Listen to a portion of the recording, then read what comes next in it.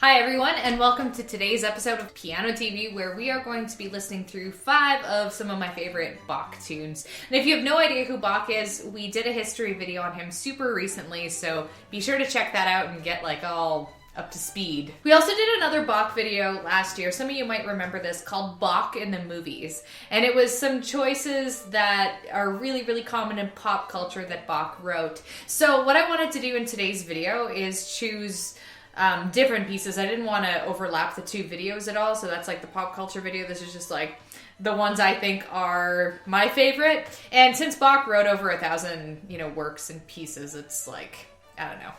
It's incredibly biased. There's a lot of good Bach music, and this is just like a mere fraction. But if you're looking to get into Bach and you want to know where to get started, keep watching. I also want to make a side note that since this is a piano channel, I will fixate a little bit more on the instrumental and keyboard side of things. Bach wrote a lot of amazing vocal works, and we're going to include one of those today, but we're not going to, heavily focus on his vocal stuff, just because this is a piano channel. All right, let's get started. A cantata is a pretty large vocal work. Usually a choir sings them with some instrumental accompaniment. Oftentimes, like in the case of Bach, they were written for a church service, but there are secular cantatas as well.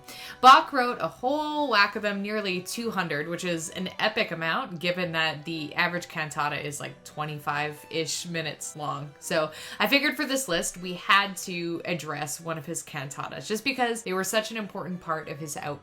Without a doubt, one of Bach's most well-loved cantatas is his Wache auf Ruf uns die Stimme, which, sorry for my German viewers if I butchered that. It translates in English to Awake calls the voice in us, also known as Sleeper's Wake, which is easier to remember. BWV 140. It's a church cantata first performed in 1731, and it was written for 3 vocal soloists, so soprano, tenor, and bass, which means poor alto got the shaft. They didn't get to solo. They had a 4-part choir and a Baroque instrumental ensemble in this arrangement as well. So the whole thing start to finish is about 30 minutes long. So the structure of this cantata is as follows, where the first, fourth, and last, sort of the beginning, middle, and end is a chorale, which just means like the full choir is singing as opposed to just like a couple soloists. And the lyrics and text are all in German, but basically the gist of it is that it's about Jesus as the groom and the soul is the bride, and then it's the passionate love between Jesus and the soul, the bride and the groom. So let's take a listen to the super happy clip of the first movement, the chorale Fantasia.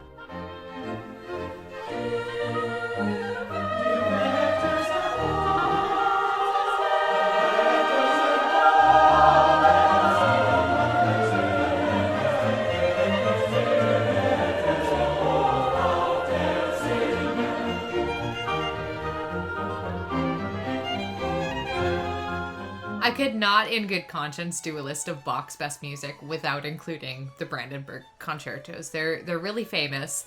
There is 6 concertos in this collection. They're written for the Baroque orchestra, and they're generally considered to be some of the best Baroque orchestra music that exists ever. And actually, I have one of my first memories of the Brandenburg Concertos when I was a kid, and I used to watch The Fresh Prince of Bel-Air, because it was, good times. And Phil, the dad, I remember, was like listening to the Brandenburg Concertos and enjoying them. Yes, this is my favorite part. And then like Will probably came along and said something sassy. I want to take a look at the 5th concerto today because it heavily features the harpsichord, which was the piano precursor, and this being a piano channel, I kind of like featuring that. It requires great virtuosity to perform, and scholars basically agree that Bach himself would have played the harpsichord when this was premiered in Germany. So there's a long solo harpsichord cadenza in the first movement, which I've got here. It's probably the earliest example of a solo keyboard part in a concerto. So it's also considered this concerto is considered to be a precursor to keyboard concertos in general, which became a thing a little bit later on in time.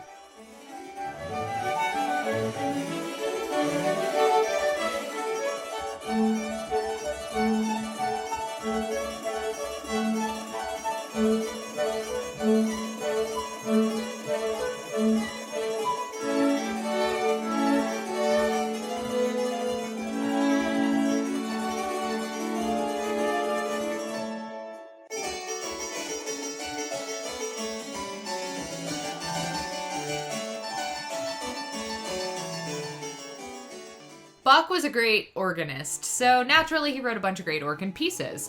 By far the most famous is his Toccata and Fugue in D minor, which you'd probably recognize as like a Halloween time tune, but we already covered that one in Bach in the movies, and there's another one I'd like to look at today. It's his Passacaglia in C minor, which is, I think, just as intense as the Toccata and Fugue.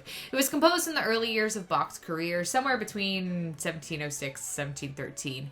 This Passacaglia is written with a theme, and then there's like 20 variations on that theme, and then the fugues, because it's a Passacaglia and fugue. Robert Schumann described the variations as intertwined so ingeniously that one can never cease to be amazed. I just think it sounds super cool. So the video I'm going to show you today is performed live, but it's put through a MIDI controller, so it doesn't have the same effect as like the chills inducing live recordings of this where someone's playing an actual organ. So be sure to go check that out. I'll make sure to link a video on the accompanying blog post to go with this if you want to see like a performance. Definitely check it out. It's so cool.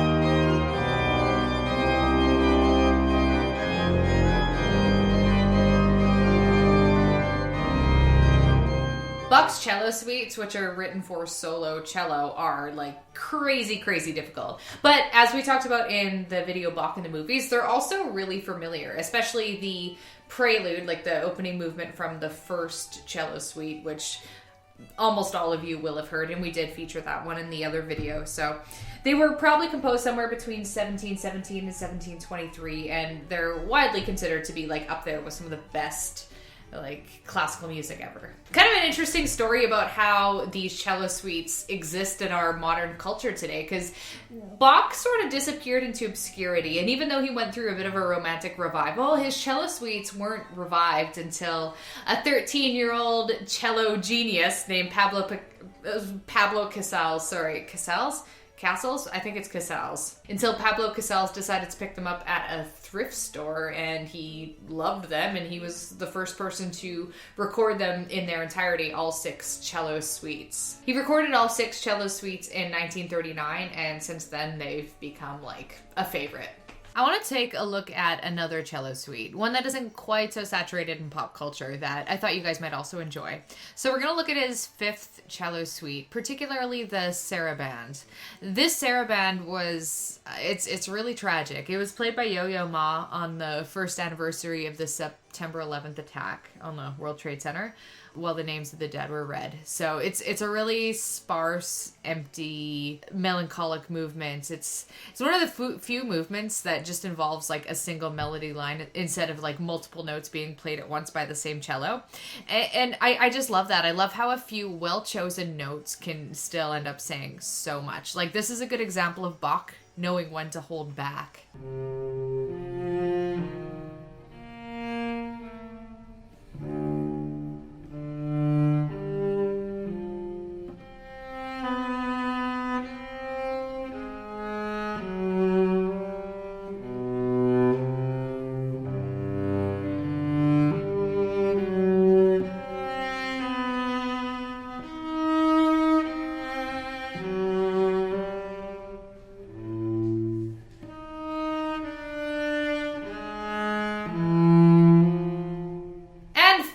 We can talk about his harpsichord works, which are often played on pianos now because harpsichords are more or less obsolete. Sorry if there's any harpsichordists out there. Not trying to diss your instrument. The Goldberg variations are up there with Bach's most famous keyboard works for sure, and it's definitely worth mentioning.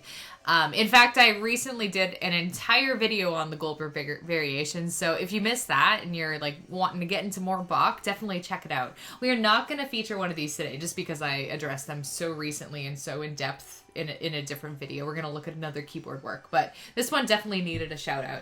And I also want to mention, just kind of like as another random fun fact, is when I lived in Toronto, I lived like less than a block away from Glenn Gould's apartment on St. Clair Street. Like obviously he doesn't live there anymore because he has passed away many years ago, but it was always fun walking by the plaque and just kind of being like, yep, Super cool, living by Glenn Gould. Instead, I thought we'd talk about one of my other favorite virtuosic Bach keyboard pieces, his chromatic fantasia and fugue. So, first of all, it sounds amazing on the piano, even though it would have been originally written for the harpsichord. And we are going to listen to a little bit of a piano recording of this tune so you can hear what I'm talking about. It's also a really interesting and really experimental piece. Now, the thing about fantasias is that they're by nature an improvised piece, which I think is really cool in and of itself, because we tend to think of Baroque music as being, I don't know, like really structured and, you know, not as freeform as it actually was. Like, they did a lot of improvisation in the Baroque period, more so, I would say, than in more modern, like in romantic music and like 20th century style music. This piece is really wide open to like this expressive, dramatic playing that, again, we don't necessarily associate with Baroque music. So I think it's a really good demonstration of like the wide range of which Bach could write. And guys like Liszt and Mendelssohn and Brahms were all some of the romantic composers who performed this piece as a way to show off their playing chops to their romantic audiences. This fantasia and fugue was written in between 1717 and 1723. So let's listen to a little bit of the intro, since I think the music basically speaks for itself. I don't need to keep explaining it. I do highly encourage you to check out the full version of this because it's awesome. And I mean, the same goes with all the other pieces and works we feature in this video.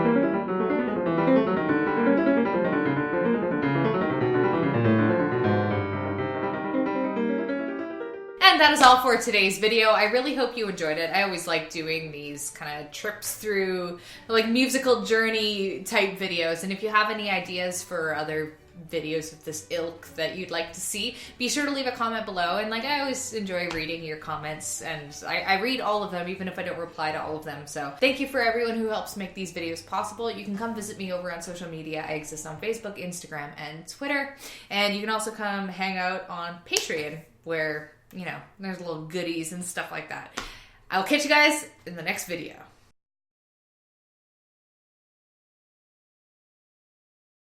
Super cool, living by Glenn Gould. Living by Glenn Gould Ghost.